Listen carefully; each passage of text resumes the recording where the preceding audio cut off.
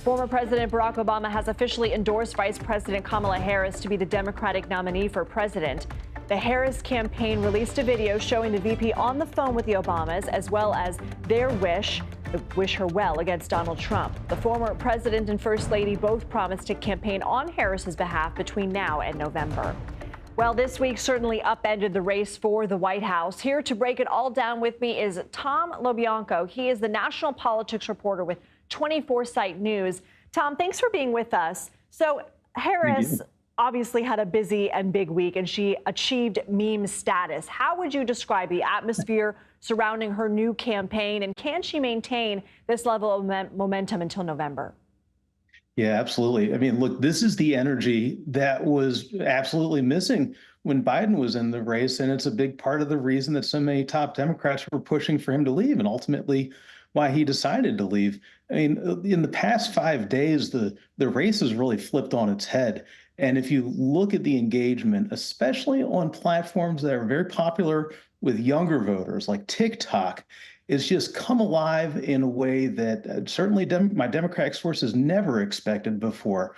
So as you point out, the question now is, can they keep this momentum going and not just have it be a flash in the pan? So everybody's buzzing about Veep stakes. This week, CBS News reported the list is longer than previously reported, almost a dozen people being vetted. Who are you placing your bets on? Well, she has remade the map here, and that's really important. You know, coming into this, the names I was hearing were Roy Cooper, North Carolina, Andy Beshear, Mark Kelly, senator out of Arizona.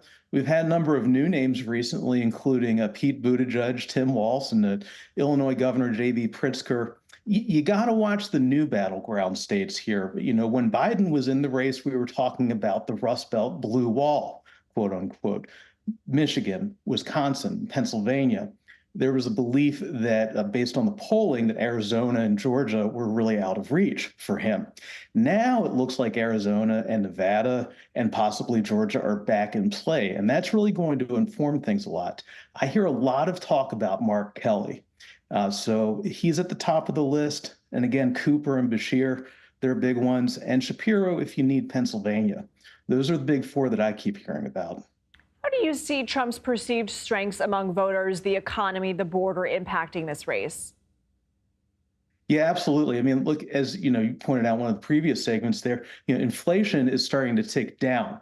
And if that trend continues going into Election Day, that could potentially start to dampen what has been one of the most steady and consistent issues throughout this campaign, which is the economy. You think back to Bill Clinton and James Carville, who was an architect of a lot of this Biden exiting the race. When he said 32 years ago, it's the economy, stupid. This is what we're talking about. Now, does that dampen going into November? Potentially. You also have to watch what Democrats are pushing on, which is a lot of talk about Project 2025, abortion, reproductive health, and women's issues going into the ballot box here. Those are really the two big ones, and certainly immigration as well. Tom LoBianco, thanks so much for joining us. Thank you.